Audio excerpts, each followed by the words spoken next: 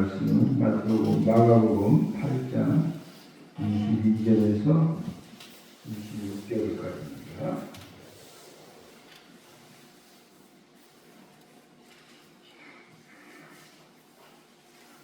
읽겠습니다.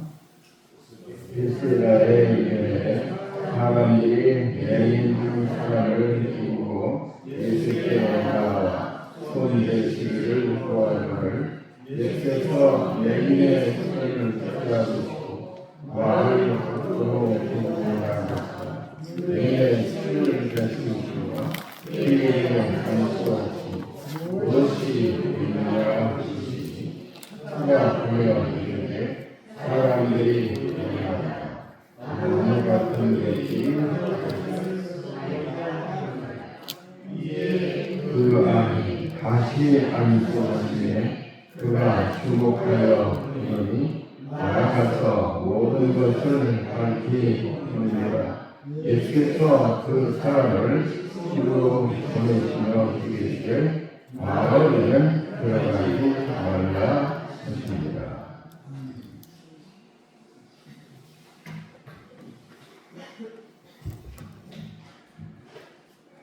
방금 읽은 말씀은 오직 누가복음에만 기록이 되어 있습니다. 그리고 예수님께서 사람들의 질병을 치료하시는데 이렇게 두 번 하신 적은 없습니다. 그래서 이런 특별한 의미를 갖습니다. 이 말씀을 우리가 생각할 때 맹인의 눈을 뜨게 한 것에 주목하기는 하지만 그 과정이 훨씬 중요합니다. 그래서 오늘 본문에 나온 그대로 장님과 코끼리라는 제목으로 하나님 말씀을 드리겠습니다.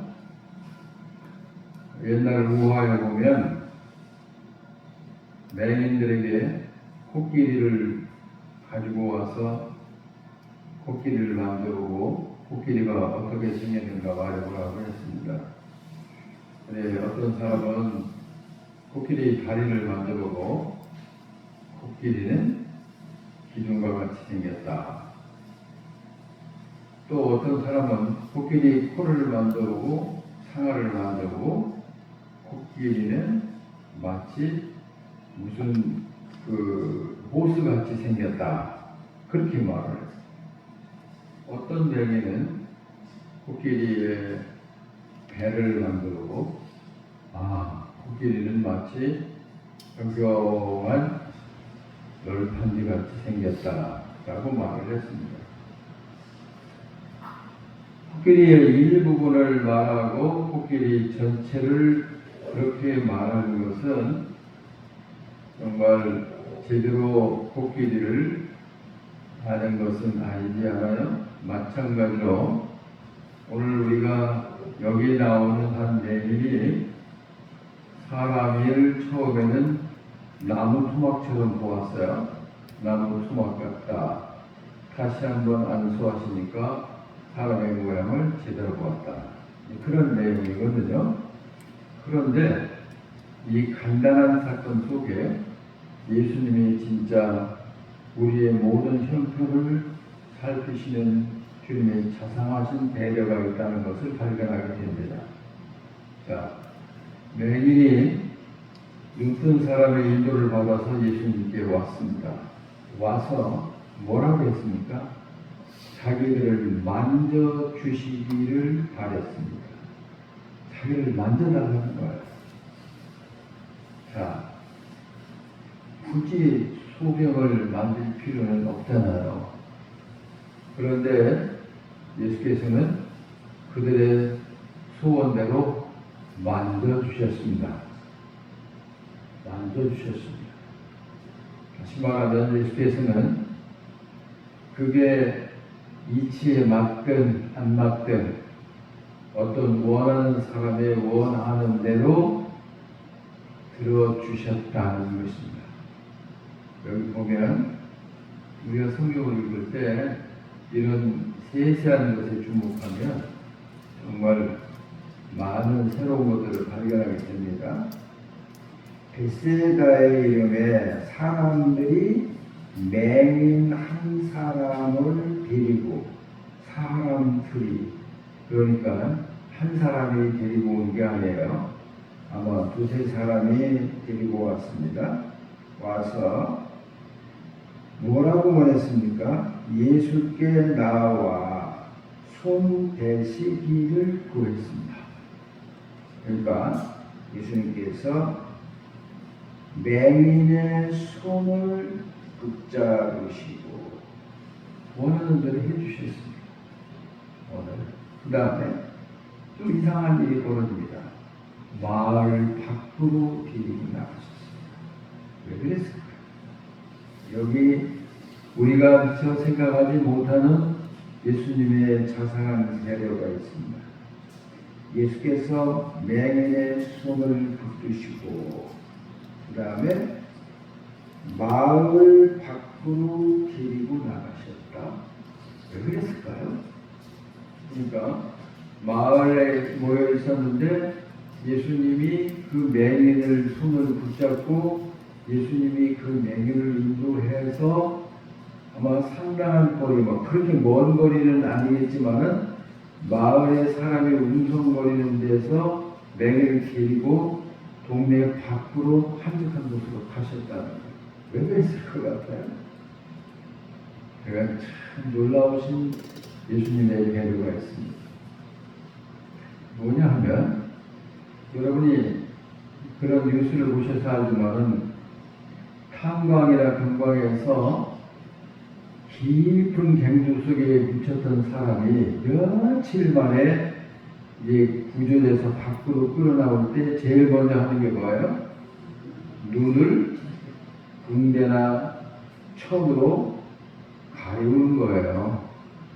그래서 그들이 빛을 직접 봄으로 인해서 눈에 입히는 해를 면하기 위해서 한 거예요. 이 사람이 어떻게 해서 맹인이 됐는지 몰라요. 나면서부터 맹인이 됐는지 아니면 중간에 맹인이 됐는지 몰라요. 그 당시는 아주 비위생적이고 팔레스타인은 먼지가 많은 곳이에요. 날은 덥고 그 당시에 사람들이 주거 생활이나 의료 수준은 상상할 수 없을 만큼 열악한 때예요. 그래서 안진이 많이 발생했고 치료할 수 없으면 내게 소경이 많이 됐습니다. 그리고 소경이 되면은 어떻게 되는 줄 아세요? 이스라엘 백성 중에서 가장 죄가 많은 사람으로 분류됐습니다. 문둥이나 소경 같은.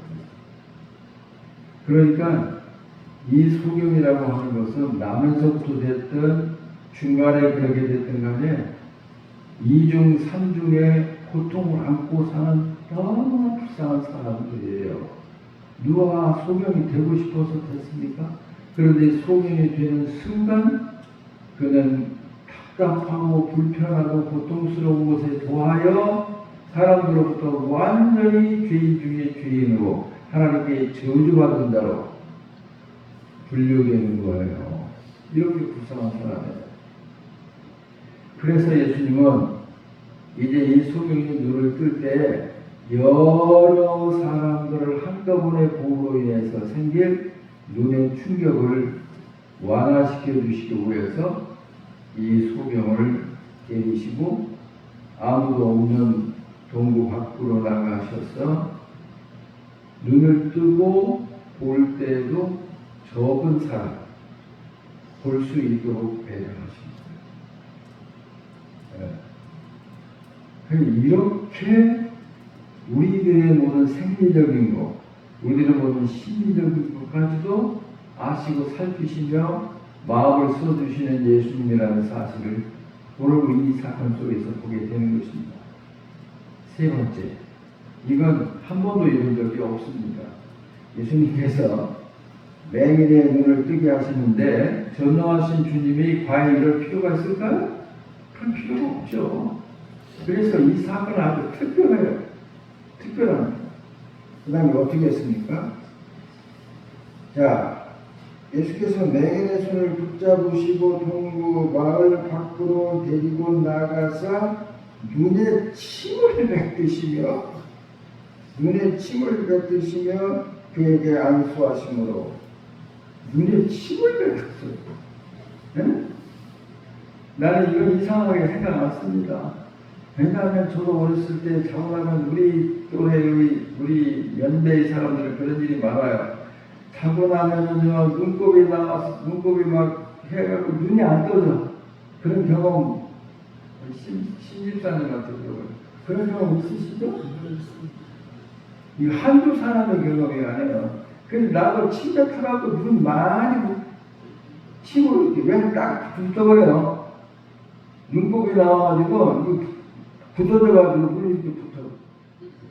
그러니까 이렇게 침을 뱉어갖고서 여기다 바르는 거예요. 인공화 집사님 그런 일 없어? 응? 세대가 달라질 거예요. 그런 일 우리 때는 많았습니다. 뭐 침만을 묻겠다. 여기 모기한테 물려 지금 어떻게 해요? 우선은 침부터 발라. 그래서 옛날에는 고대 시대에는 침이 치료의 능력이 있다고 믿었어요. 이 사람도 마찬가지예요. 예수님이 그 눈에 침을 뱉었다는 것이 그 사람을 모욕하는 게 아니에요. 침에는 사람을 치료하는 능력이 있다는 것. 그러니까 이 사람이 깨달을 수 있도록 믿을 수 있도록 해주시는 거예요. 예수님을 처음 만나본 사람이 눈을 뜰지어다라는 것보다 그들이 생각하고 그들이 믿고 있는 바 침에는 치료의 능력이 있다. 그런데 그분이 내 눈에다 침을 뱉어 이 침은 치료의 능력이 있지. 그걸 예수님이 하시는 일을 받아들이기 쉽게 믿기 쉽게 해주시는 거예요. 그러니까 각 사람의 성향이나 또는 살아온 생애나 그 사람의 생각을 주님은 꿰뚫어 보시는 거예요. 이 사람에게만 그렇게 했어요. 왜 그랬을까요? 이 사람은 어떻게 하면 잘 믿을 수 있는 사람인지, 어떻게 해야만 잘 이해할 수 있는 사람인지를 주님께서 분별하고 계셨다는 거예요. 놀랍지 않습니까? 또 어떤 경우에 침을 뱉어 진흙을 이겨서 눈에다 발랐다는 부분도 나와요. 자, 이런 것은 그 당시 그들이 소위 말하는 요즘 우리들이 말하는 민간요법 중에 하나와 같이 그런 것을 의심 없이 누구든지 믿을 수 있었다는 거예요. 그건 일반적인 거예요. 두 번째 어떻게 하셨어요? 안수하셨다. 이 사람이 어떤 사람인가를 예수님이 정확하게 알고 계시기 때문에 이 사람에게 내가 어떻게 해주면 나를 잘 믿을 수 있을 것인가 하는 것을 아셔서 하시지 않던 침을 뱉으시고 그 다음에 안수하셨어요. 안수하셨다는 거예요. 자, 예수님이 그를 데리고 나왔을 때 사람들이 뭐라고 했어요? 만져주시기를 바랄 뿐이었어요. 만져주시기를 바랐다는 거예요. 어디를 만져주시기를 바랐을까요? 주님이 그 사람을 만져주셨을 때 손을 붙잡으셨어요. 근데 손을 붙였잖아요. 그 다음에 눈에다 침을 뱉으셨어요. 그 다음에 손을 머리에 올리셨어요. 안수하셨습니다. 자, 그리고는 무엇이 보이느냐? 그렇게 물으셨어요. 그랬더니 이 사람은 얘기가 나무 토막 같은 것들이 움직이는 것이 보입니다. 라고 말했어요. 희미하게 보이는 거죠. 제대로 보지 못하는 거죠. 사람을 어떻게 봤어? 나무 토막으로 보았다는 거예요. 자, 참으로 이런 일은 없었습니다. 예수님이 기적을 베푸실 때. 그러면 왜 이렇게 하셨느냐? 여러분, 예수님의 깊은 마음을 여기서 우리가 발견하게 됩니다. 자, 처음에 희미하게 보였을 때 얼마나 기뻤을까요? 처음부터 눈이 확 열려서 밝게 보는 사람은 단 한 번의 기쁨이에요. 그런데 처음에 희미하게 보입니다. 너무 기쁜 거예요. 너무 기쁜 거예요. 그 다음에 다시 한번 안수하셨습니다. 확 열리면서 더 기쁜 거예요. 기쁨의 기간이 더 확장된 거예요. 그 사람에게 기쁨의 그 시간을 기쁨을 느끼는 시간을 확장시켜주는 거란 말이에요. 희미하게 보이는 것도 너무 이뻐. 이거 좋아? 괜찮아? 너무 좋아. 근데 그것도 훨씬 좋고, 이건 너무 좋아. 그래서 이는 처음부터 좋은 것을 주는 사람 너무 기뻐. 그러나 별것 아닌 것인데 그것도 너무 고마워요. 너무 감사해요. 했는데 더 좋은 것을 주니까 더 기쁨에 기쁨이 더해지는 거란 말이죠. 이해하시죠? 이게 왜 그랬을까? 다 그렇게 하니 이 사람의 특성을 주님이 아시는 거예요. 이 사람이 어떤 사람인 줄 아시는 거예요. 이것은 예수님께서 우리를 집단적으로 대하시는 것이 아니라 개인적으로 대하신다는 것을 아시죠. 그러니까 우리가 다른 사람에게 주님이 해주시는 것을 보고 왜 나 그 사람 같이 안 해주세요 라고 하지 마세요. 앞으로는 절대로 그렇게 하지 마세요. 하나님이 정말로 나를 아시니까 나에게 합당하게 행하시는 분이라. 그만큼 이 세상 인구들이 아무리 많을지라도 우리 하나님은 저와 여러분을 한 개인으로 대해주신다는 것을 확실히 아시길 바랍니다. 기쁨을 연장시켜 주셔. 무엇이 보이느냐? 나무 토막처럼 보입니다. 너무 보여요. 그런데 진짜는 나무 토막이 아니라 사람이고 이목구비를 갖고 아름답게 생긴 사람인 것을 두 번째 그 세컨 터치라고 그러는데, 그런 것들을 이제 경험함으로 이 사람에게 한 번에 눈을 떠서 보는 사람보다 기쁨에 더한 기쁨을 주셨다. 그러니까 우리들이 기다림이라고 하는 것을 여러분 싫어하거나 나는 뭐 그렇게 사랑받지 못한다 이렇게 해석하시면 안 돼요. 자, 여러분, 예수님은 이런 분이에요. 만져달라? 만져주셨어. 그 다음에 동네 밖으로 매기를 끌고 가셨어. 눈을 뜨는 순간 받을 충격을 완화시켜주기 위해서 오직 따로 주님과 만나서. 그리고 또 한 가지 놀라운 사실. 그 사람이 눈을 떴을 때 제일 먼저 본 사람이 누굴까요? 예수님이죠. 우리들의 첫인상은 일생을 갑니다. 그는 자기를 이렇게 눈뜨게 해주시고 짧은 시간에 이루어진 일이지만은 그 사람은 상상할 수도 없을 만큼 우리 주님께서는 한 사람 한 사람에게 맞춤형 치료를 하시고 맞춤형 교육을 하시고 맞춤형 서비스를 하시는 거예요. 그렇기 때문에 주님께서는 우리를 집단적으로 대하지 않아요. 개인적으로 대하신다는 걸 잊지 마세요. 주님은 그렇게 해야만 내가 독특한 이 세상이 창조된 이후에 오늘까지 나 같은 사람은 하나도 없다. 이 희귀성이 우리의 존재의 귀중함을 보여주는 겁니다. 똑같은 것들이 전부면 아무것도 누구든지 그걸 귀하게 여기지 않아요. 그것이 희귀하다. 그것이 귀하다. 정말 보기조차 이건 어려운 거야. 이건 진품이고 명품이야. 그럴 때 그 희귀성의 가치가 있는 거예요. 그런데 우리가 이 세상에서 유일한 존재예요. 아주 특별한 존재라는 것을 우리 주님께서 인정해 주실 때 우리의 값은 최고가를 치는 거예요. 그러니까 절대로 남을 부러워하지 마시고 나도 저 사람처럼 해주시지 그러시지 마세요. 그건 자기를 깎아내리는 짓이고 자기를 평범하게 만드는 거예요. 그렇기 때문에 예수님께서는 이 특별한 경우를 통해서 그것을 보여주셨고 이 사건은 예수님의 행하신 기적 가운데 특별한 아주 유일한 사건이라는 거예요. 그 다음에 한 가지 더 있어요. 주님께서 이 사람이 밝히 보았습니다. 모든 것을 밝히 보는지라.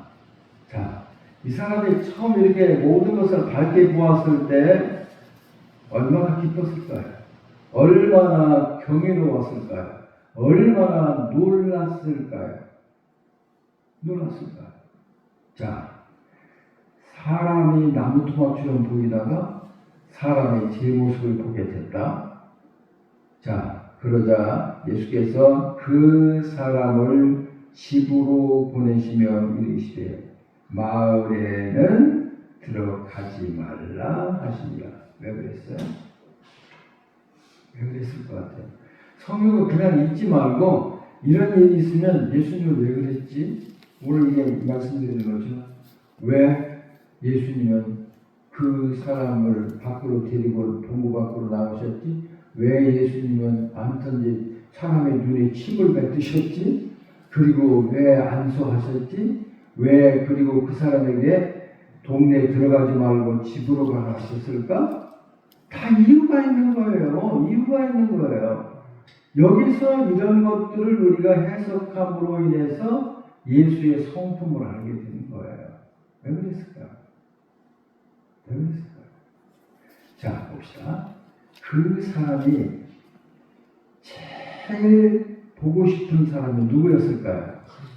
누구였을까요? 눈 뜨고 나서 제일 보고 싶은 사람이 동네 사람이 아니라 가족이에요. 그 사람이 눈뜨기를 가장 밤낮 없이 애타며 울며 그렇게 원했던 사람이 바로 그들의 가족이라는 거예요.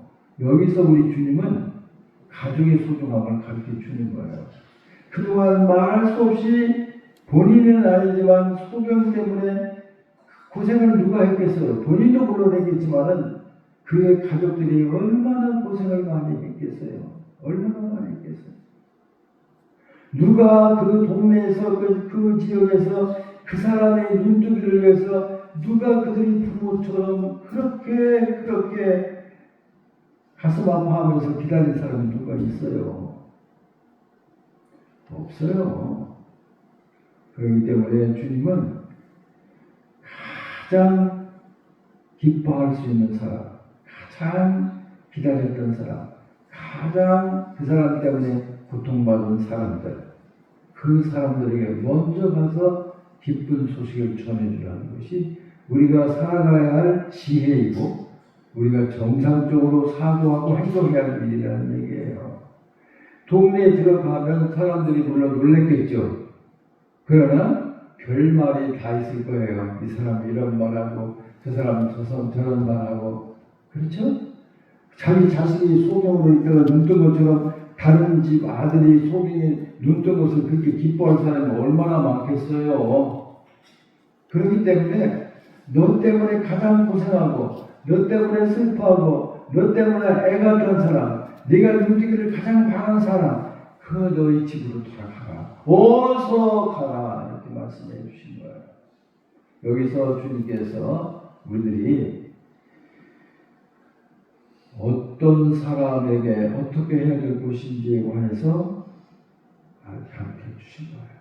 자, 이렇게 해서 마치 이 사람은 장님이 코끼리를 생각했던 것과 비슷하게 눈을 뜨는 과정에서 사람이 어떤 사람이고 어떻게 생겼는가 그리고 그렇게 소리만 듣던 부모 형제들의 소리도 듣고 이제는 뭣도 봐? 얼굴도 보게 된 것입니다.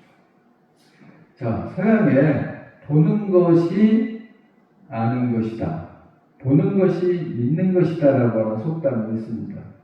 자, 지금까지는 계속 소리로만 듣던 부모를 보았습니다. 그리고 진짜 우리 부모는 이렇고 우리 형제는 이렇구나 하는 것을 아셨습니다. 그렇다면 오늘 우리들은 어떤가? 우리 믿음 생활은 어떤가 하는 것입니다. 우리가 알고자 하는 분은 바로 하나님이시잖아요. 하나님 알고 싶죠. 하나님은 영이시니 육체가 없으십니다. 성경에 주의 눈으로 보시고 주의 손으로 만드시고 이건 다 신인 동명론적 묘사라고 해서 하나님 손발이 없는 분이잖아요. 그럼 있을 필요도 없고 영이시니까 그런데 없으니까 이해하기 쉽도록 하기 위해서 사람과 같은 모습으로 묘사하는 거예요. 하나님의 손이 있지 않습니다. 하나님은 눈이 있지 않아요. 하나님은 영이시니까 그런 모양이 없으신 분인데 그렇게 말하면 너무 막연하잖아요. 그래서 사람에 빗대어 하나님을 형상을 말하는 거예요. 근데 가장 결정적인 것이 뭐냐? 자, 많은 사람들이 예수 그리스도를 믿지만은 이 맹인과 같이 예수님을 나무 토막처럼 아는 부분적 또는 희미한 지식을 가지고 있어요. 언제 이 사람이 정말 사람이 나무 토막 같은 것이 아니라 진짜 이목구비를 갖춘 아름다운 존재라는 사실을 어떻게 알 수 있을까? 어떻게 알 수 있을까? 봅시다.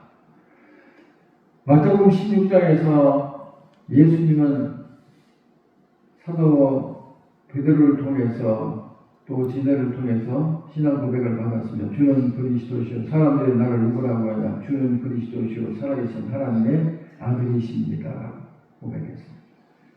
100점 대답이에요. 만점 대답이에요. 그때 주님이 뭐라고 하셨어요? 이를 네게 알게 하는 혈육이 아니라 혈육이라는 말은 사람이라는 뜻입니다. 하늘에 계신 내 아버지께서 너희가 알게 해주신 것이다. 그렇게 말씀했죠. 그러니까 하나님을 알고 또 예수 그리스도를 아는 것은 도서관에 처박혀서 책을 읽어서 아는 게 아니에요. 하나님께서 가르쳐 주셔야만 하는 거예요. 하나님이 가르쳐. 그러기 전까지는 나무 토막같이 아니면은 캄캄한 것. 그 정도에 불과한 것입니다. 저나 여러분이나 마찬가지예요. 예수님께서 요한복음 3장에서도 요한복음 4장에도 말씀하셨죠. 자, 사람이 거듭나는 것에 대해서도 말씀을 하시다가 뭐라고 하셨어요? 사람이 물과 성령으로 나지 아니하면 하나님 나라를 볼 수 없느니라 그랬죠? 왜 갈 수 없느니라고 하셨을까요? 더 문장이 매끄럽게 되려면 물과 성령으로 거듭나지 아니하면 하나님 나라에 들어갈 수 없느니라 그래야만 문장이 완벽한 거 아니에요?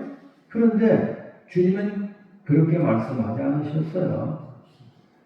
사람이 물과 침례와 성령으로 거듭나지 아니하면 하나님 나라를 볼 수 없느니라고 말씀하셨어요. 볼 수 없는 거라는 거예요. 뭐예요? 볼 수 없다는 게 무슨 뜻일 것 같아요? 확실히 안다는 뜻입니다. 확실히 아는 거예요. 그 확실히 아는 것을 우리가 진리 또는 지식이라고 부르는 거예요. 자, 고린도서 2장에서 성령에 관한 말씀을 주셔서 사람의 영이 사람을 안다고 하는 것. 내 마음속을 아는 사람의 영이 아는 겁니다. 하나님도 마찬가지다. 하나님의 깊은 것까지 아시느니라 오직 하나님의 영 성령뿐이다. 그렇게 말씀하셨잖아요. 이 세상에 권력 있는 사람도 학자들도 지혜 있다고 하는 현인들도 다 알지 못했다. 오직 하나님의 성령께서만이 하나님을 속속들이 우리에게 알게 하신다고 말씀하셨어요. 늘 인간에게는 신을 알고 싶은 마음이 있어요. 이것은 하나님이 심어준 거예요. 전도서에 보면 하나님이 우리 마음속에 영원을 사모하는 마음을 심어 놓으셨다고 해요. 그게 종교심의 시작이에요. 그래서 우리는 거의 운명적으로 종교적인 마음을 갖고 태어나는 거예요. 하나님을 사모하는 마음을 심어주셔요. 그게 다른 말로 말하면 우리의 영이에요. 영혼이요. 하나님이 아니고는 마주할 수가 없고 그 어떤 곳으로 채워줄지라도 신에 대한 하나님을 알고 싶은 자기의 뿌리에 대하여 근원에 대하여 알고 싶은 마음 이건 어떤 곳으로도 덮을 수도 없고 침묵시킬 수 없는 거란 말이죠. 그래서 원신으로부터 현대인들까지 끊임없이 하나님을 찾아 헤매는 거예요.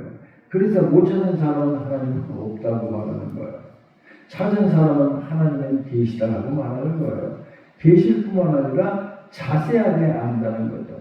자, 이제 우리 그리스도인들은 이 맹인이 처음 치료받은 것과 같이 처음 만져주심을 통해서 사람을 나무토막으로 보는 정도의 믿음과 지식을 가지고 있는 사람들을 보게 됩니다. 참 몰라요. 그러면 예수님을 진짜로 두 번째 터치를 통해서 사람을 제대로 볼 수 있는 것처럼 알려면 어떻게 아는 것이 예수 그리스도를 정말 잘 아는 걸까요? 맹인이 코끼리를 대하여 기둥과 같다, 호수와 같다, 널판지 조각 같다라고 말하지 않고 코끼리를 제대로 말할 수 있어야 하는 것처럼 하나님을 어떻게 하면 잘할 수 있을까요?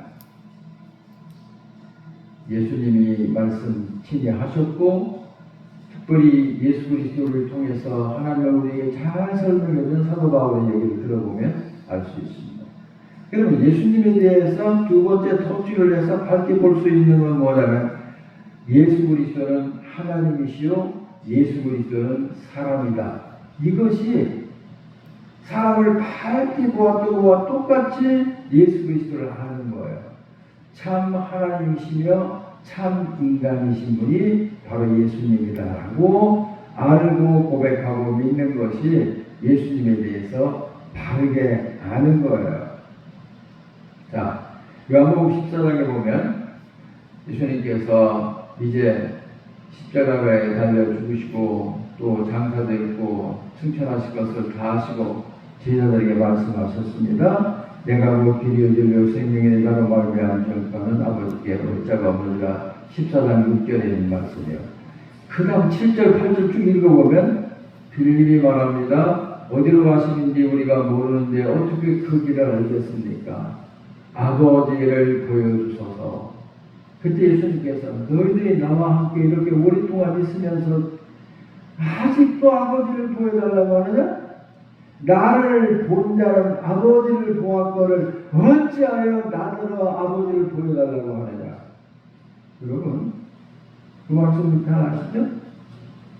빌립이 아버지를 보여주시면 만족하겠습니다. 예수님 막 한탄하셨어요.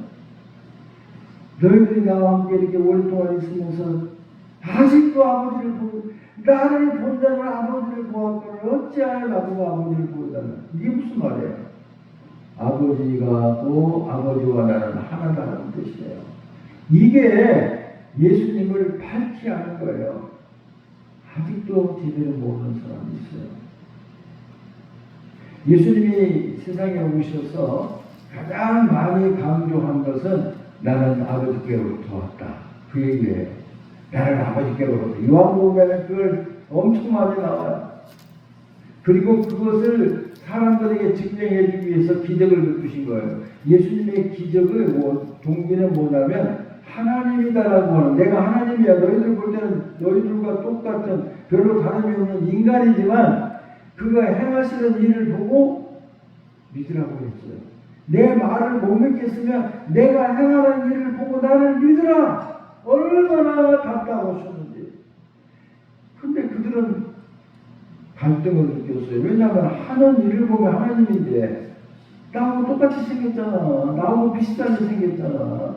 그러니까 갈등을 느낀 거예요. 하는 일을 보면 하나님이 분명한데 죽은 자를 살리시고 문둥이를 일어나게 하시고 안전뱅이를 걷게 하시고 온갖 질병을 말씀 한마디로 그냥 깨끗하게 고쳐내는, 그건 하나님만 하실 수 있는 일이잖아요. 하는 일은 하나님인데 그런데 나와 같이 생겼는데 어떻게 저분이 하나님일 수가 있어. 더더욱이나 예수님의 내력을 잘 아는 사람들은 갈릴리 나사렛 그 아버지 요셉이고 어머니 마리아잖아. 어? 나하고 친구야. 그 동생들이 우리 집으로 시집오고 장가오고 그랬잖아. 그러면 어떻게 그 사람을, 그분을 하나님이라고 믿게 되냐는 말이에요. 우리가 그 당시에 살아 있었으면 우리도 같았을 거예요. 하나님 같기도 하고 아닌 것도 같고 근데 사람이 어떻게 하나님일 수가 있어. 이렇게 해서 안 믿었을런지도 몰라요. 그래서 정말로 밝은 눈으로 뽑기 들고 오고 사람을 보듯이 예수 그리스도를 하나님을 제대로 알려면 예수 그리스도는 하나님이시며 동시에 인간이시다. 이것을 믿는 것이 예수 그리스도를 바로 아는 거예요. 이걸 아직도 못 믿으면 아직도 사람을 나무 토막처럼 아는 것과 같은 희미한 제대로 하나님을 알지 못하는 그런 처지에 있는 것이 되는 겁니다. 그래서 예수님께서는 아버지와 나는 하나다, 아버지와 나는 하나다 그러면서 동시에 또 많이 쓰시는 말이면 인자라는 말은 사람의 아들이라는 뜻이에요. 자, 왜 성령은 우리들에게 거듭나야 된다고 그랬죠? 그래서 말씀드렸잖아요. 성령과 물과 성령으로 거듭나지 아니하면 하나님 나라를 볼 수도 없다? 그게 무슨 뜻이라고 해서? 성령 하나님이시잖아요. 그런데 우리는 교육을 통해서 거듭난 게 아니에요. 된 게 아니에요. 만들어지는 게 아니라고요. 우리는 거듭났다, 새로 났다, 위로부터 났다, 중생했다. 왜 하필이면 났다 이렇게 하죠? 제가 말씀 많이 드렸잖아요. 사람이 고양이를 낳습니까? 모르죠? 사람이 고양이를 낳습니까? 사람이 고양이를 낳았다고 하면 그 사람은 사람이요, 고양이에요? 고양이 맞아요. 사람으로 둔갑한 고양이에요. 그러니까 낳았다는 말은 사람은 사람을 낳고 소는 소를 낳습니다. 하나님의 독생자, 하나님의 외아들이라는 말의 뜻은 하나님이 낳았다는 뜻인데, 낳았다는 것은 뭐예요? 하나님이 낳으면 그 낳은 사람은 누구요? 하나님이죠. 그렇게 표현하는 거예요. 그러니까 히브리 사람들의 사고방식은 아버지와 아들은 같은 거예요. 아버지와 아들은 같아요. 왜 그러냐면 사람에게서 사람이 나오잖아요.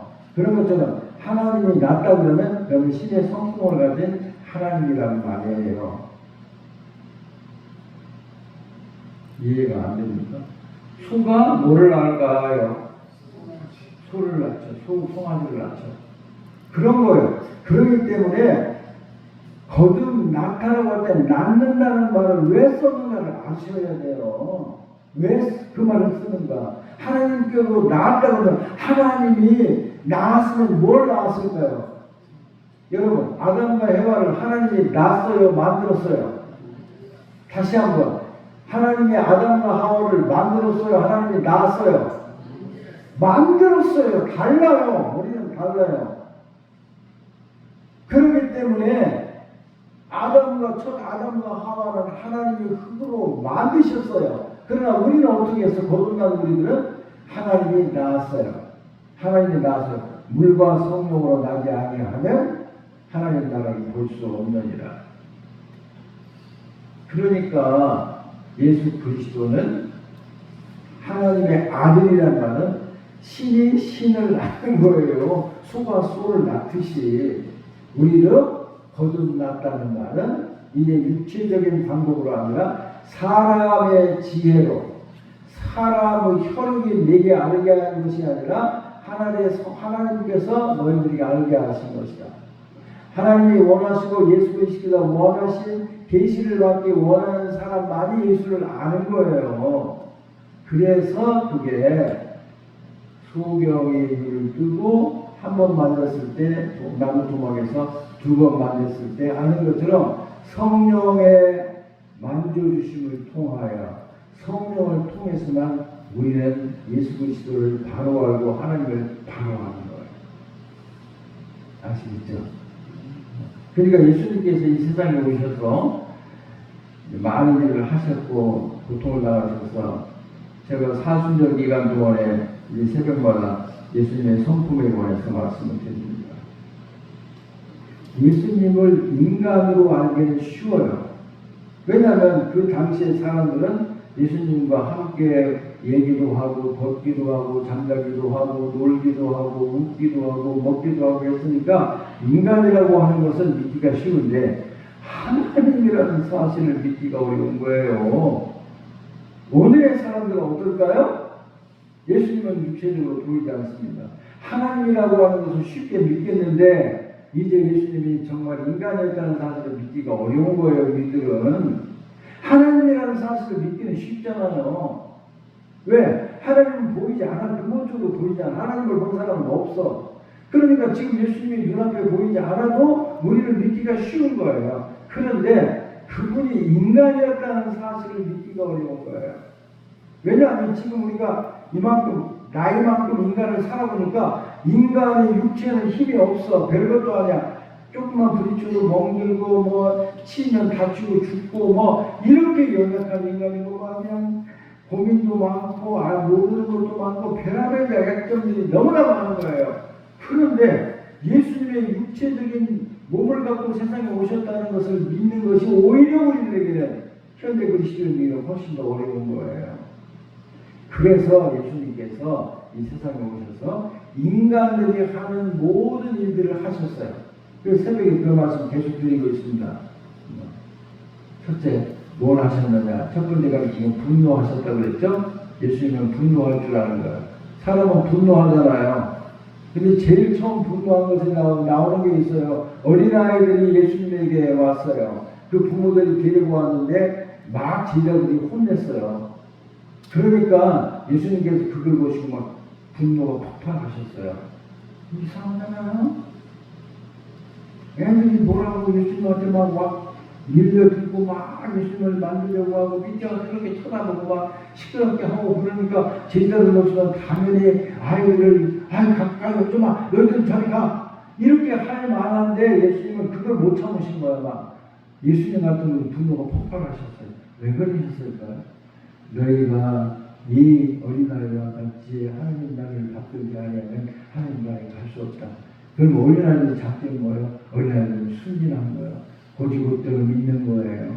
말하면 믿는 거예요. 근데 조금 어른이 되면 그냥 의심하고 딴지를 걸고 이런저런 시비하고 지가 좀 안다고 그걸 가지고 하나님과도 다투려고 하고 하는 이런 기가 막힌 괴물로 변하는 거예요.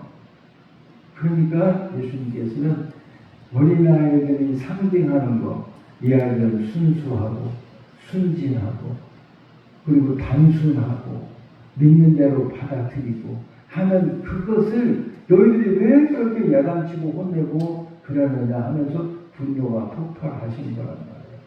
그러니까 예수님이 하시는 많은 일들을 누구를 위해서 이렇게 하시고 기록하시느냐? 예수님이 이 세상에서 3년 동안 3년 6개월 동안밖에 공생에 나지 않으셨어요. 근데 그 이후로 수천년의 세월이 흐르면서 예수님을 보지 못하고 믿어야 하는 사람들이 훨씬 많은 거란 말이에요. 그래서 예수님은 이런 행적을 성경에 기록해 놓으셔서 예수님은 보이지 않는 하나님인데 동시에 인간이라는 사실을 예수님 이후의 세대들이 성경을 통해서 믿을 수 있도록 이렇게 많이 기록하신 거란 말이에요. 예수님은 동정심을 가지셨어요. 불쌍한 사람들, 슬픔을 당한 자들, 고통받는 자들, 특별히 예수님의 불쌍히 여기는 굶주린 사람들. 5,000명, 4,000명의 광야에서 굶주려 있을 때 이 사람들 내가 그냥 못 보내겠다. 이 사람들이 돌아가다 기진할 것이다. 이 사람들이 먹을 것을 주어라. 그렇게 말씀하시면서 그 지그럽던 하루를 갖고 다녔으니까 아주 그냥 이상하게 된 그걸 들으시고 하나님께 막 기도하시며 감사하시면서 내일인가 새벽인가 오늘 그 말씀이 있어요. 예수님이 우리들이 먹는 것에 대해서 얼마나 관심을 가지시고 그런 말씀을 자주 하셨는지 몰라요. 다른 것은 모르겠습니다만 굶주리는 사람이 있으면 여러분 밥 좀 먹여주세요. 인간으로 태어나서 굶주린다는 건 너무 비참한 일 아닙니까? 먹을 것이 이렇게 많은데 하나님이 지으신 세상에 이렇게 먹을 것이 많은데 왜 그 사람은 짐승도 개도 고양이도 아닌데 사람에 대해서 굶어야 되는지 말이에요. 예? 기가 막힌 일 아니에요? 이 굶주린 자들을 보실 때만 그냥 견딜 수 없으셨어요. 그래서 희망이 하나도 없는 제자들에게 너희들이 먹을 것을 주어라 그랬어요. 무슨 예주를 주냐 이 말이에요. 오직 답답해야 그랬겠어. 우리가 가진 이것밖에 없어서 그거 가져와라. 그걸 들고 와라라고 막 감사하시면서. 그러니까 먹을 것을 보고 감사하세요. 하루에 3번 식사 때마다 기도하는 거 잘해야 된다는 거 제가 수도 없이 말씀드렸습니다. 가장 원시적인 감사예요. 가장 원시적인 감사. 3개의 밥그릇을 놓고 식탁에 앉아서 기도 못하는 사람. 제가 요즘에 읽는 책, 옛날에 읽었다가 요즘에 또 읽어보는 책을 보니까 그런 내용이 있더라고요. 그 사람이 경험한 것이지만 미국 사람들 집에서는 크리스천들도 먹을 때 기도하는 대부분 다 기도하지만 식당에 어디 가서 살 때는 대부분 안고 먹는데 왜? 남들이 쳐다볼까 싶어서. 제 얘기 아시죠? 군에 갔을 때 기도만 하고 나면 밥그릇이 없어지는 거야. 이런 1등병 때 저 3사단 철원에 3사단에 배송이 됐는데 추운 겨울에 갔는데 말이야. 예? 기도하고 나면 밥그릇이 없어져. 이래서 참. 그래서 그냥 밥그릇을 꽉 잡고 기도했어. 먹는다는 건 어느 부활절에는 말이죠. 그 황금장이로 황문주 씨 이제 돌아가셨습니다만 그분이 박열경 너 배고프지? 그래 오라고 그래서 막 한고에다 밥하고 그 다음에 두부 튀김도 그날 난 너무나 많이 먹고 부활절 날 죽을 뻔했어요. 그러니까 배고파 보면 먹는 것 외에는 다른 생각이 없습니다. 그 예수님은 굶주린 자에게 동정하셨어요. 슬픈 자 동정하셨어요. 그게 뭐예요? 그게 예수님이 인간이란 말이에요. 인간인데 하나님의 마음을 품은 하나님이시면 동시에 인간이다. 언제든지 그러셨어요. 예. 요즘엔 제가 예수님의 기도에 관한 말씀을 하고 예수님이 아침 그 다음에 오후 저녁 기도하셨다는 성경에 다 설명드렸죠. 아침에 일찍 일어나 기도하셨다. 그 다음에 한 번은 막 백성들이 사람들이 몰려와서 하나님 말씀을 듣고 싶어 하는데 예수님께서는 사람들 그대로 두고 한정한 곳에 기도하러 가셨다. 왜 그랬다고 그랬어요? 그게 기도하는 시간이니까. 예수님은 시간을 정해놓고 기도하셨어요. 그 다음에 저녁에도 기도하셨고 울면서 기도하셨고 밤이 맞도록 기도하셨고 일을 시작하기 전에 기도하셨지. 40일 동안 금식하셨고 제자들을 선택하실 때 2시간 기도하신 것이 아니라 밤새도록 기도하셨고 그의 생애 마지막에 게세마네 동산에서도 피땀 흘리면서 통곡하시면서 밤새도록 기도하셨고 그런 거 보면 예수님이 기도하셨다면 우리 같은 사람들이 얼마나 기도해야 되겠어요? 생각을 해봐요. 아니 하나님이시냐 하나님의 아들로 세상에서 인간의 삶을 사는 그분이 기도를 해야 된다는 필요성은 그것으로 충분하다고 생각해. 기도하면 뭐라고 그런 건 비교도 안 돼. 예수님이라도 그렇게 기도에 전념하셨다는 생각을 하면 우리의 기도가 어느 정도 해야 되겠어요? 그게 뭘 말하는 거예요? 그가 인간이라는 걸 가르쳐 주시는 거야. 인간. 그러니까 우리가 이 사순절 기간 동안에 정말 예수 그리스도는 하나님이시요 인간이다. 그것이 특별히 복음서에 너무 자세히 기록되어 있다는 말이에요. 마지막으로 예수님이 하나님이시며 인간이었다는 것을 가장 짤막한 문장으로 다 말해주고 있는 것이 빌립보서 2장이에요. 자, 우리가 분명히 우리 교회가 아주 좋은 기도 제목을 품었는데요. 그 다음 구절을 보실까요? 자, 여러분 빌립보서 2장을 보고 마칩시다. 빌립보서 2장 여기처럼 예수님에 관해서 아주 간단 명료하게 잘 말씀해 주고 있는 것이 없습니다. 이걸 알면 예수님을 제대로 아는 거예요. 자, 빌립보서 2장 5절은 이제 우리 교회 금년도 선구입니다. 거기부터 5절부터 이제 11절까지 읽어보십시다. 시작. 너희 안에 이 마음을 품으라. 곧 그리스도 예수의 마음이니 그는 근본 하나님의 본체시나 하나님과 공동점을 취할 것으로 여기지 아니하시고 오히려 자기를 비워 종의 형체를 가지사 사람들과 같이 주셨고 사람의 모양으로 나타나사 자기를 낮추시고 죽기까지 복종하셨으니 곧 십자가에 죽으시니라.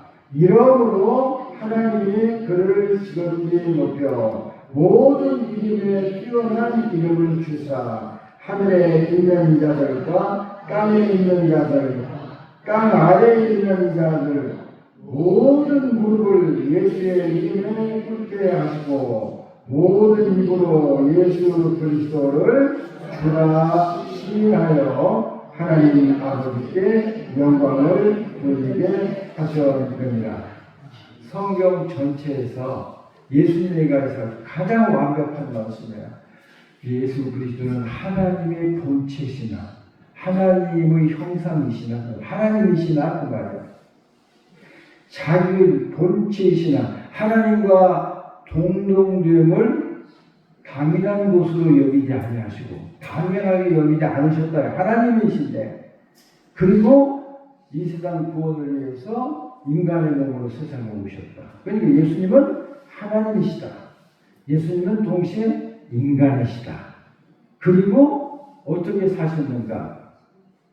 하나님이 죽을 수 있습니까? 없잖아요. 인간이 주셔야만 죽을 수 있잖아요. 그리고 하나님이시기 때문에 하나님이 그를 부활시킨 거예요. 인간이 인간을 다시 살릴 수 없어요. 하나님이시라는 증거예요. 그리고 그가 하신 모든 일은 의로웠다는 거예요. 그는 진짜 죄인이 아니었고 죄인을 대신했다는 것을 증명하는 것이 부활이에요. 부활이 없으면 예수는 실패하고 하나님도 실패하는 거예요. 그 다음에 어떻게 하셨어요? 이렇게 하셨기 때문에 하나님이 그 이름을 모든 이름 위에 뛰어나게 하셔서 모든 무릎, 하늘에 있는 자, 지상에 있는 자, 지하에 있는 모든 자, 사자와 죽은 자, 하늘에 있는 신령한 영적 존재들 모두가 그 발 앞에 무릎을 꿇게 하시고 예수를 주라 시인하여 하나님 아버지께 영광을 돌리게 하셨느니라. 예수님의 지상에서의 말씀과 죽으심과 부활과 순종한 모든 일의 목적이 뭐예요? 하나님께 영광을 돌리는. 이게 완벽한 삶이라는 거예요. 그러니까는 자, 우리들이 다시 볼 수 있는 두 번째 안수하심이 뭐냐 이 말이에요. 두 번째 안수하심이 뭐냐 이 말이에요. 그 성령의 날마다 성령을 세우게 하고 성령으로 주문. 성령은 단 한 번 받습니다, 여러분. 한 번인데 성령이 들어갔다 들락날락 하는 게 아니에요. 성령을 한 번 임하시면 요한복음 14장에 뭐라고 그랬어요? 너희 안에 계시고 너희와 영원히 함께 하시되. 영원히 뭐예요? 중단함이 없는 거, 연속성을 말하는 거예요. 영원이라는 거. 여러분 한번 봐요. 요한복음 14장 보십시다. 그리고 마칩시다. 요한복음 14장 보시자고요. 성령이 들락날락 하는 게 아니에요. 이런 말씀 안 해주셨더라면 큰일 날 뻔 알았어요. 그죠? 요한복음 14장.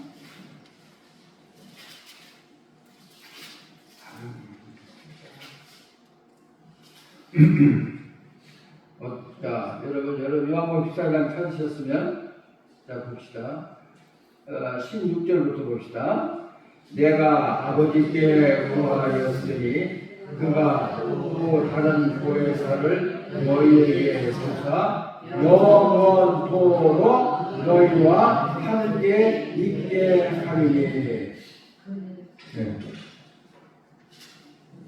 한번 성령 우리에게 선물로 주셔서 성령께서 들락날락하지 않는단 말이에요. 그러면 성령이 충만하는 건 뭐냐? 성령을 더 많이 소유하는 것이 아니고, 잘 들으세요? 내가 성령을 많이 소유하는 게 아니요. 절대로 그게 아니라 성령이 나를 완전히 소유하시는 것이 성령 충만이에요. 근데 잘못 생각하고 있어. 어느 기도원에 가면 뭐 어떤 집회에 참석하면 뭐 안수 받으면 뭐 내가 성령을 충만하다는 말이 내가 성령을 많이 갖는 것으로 생각한단 말이에요. 절대로 그게 아니에요. 성령이 나를 더 많이 소유하시는 것이 성령 충만이에요. 성령이 지배한다는 뜻이에요.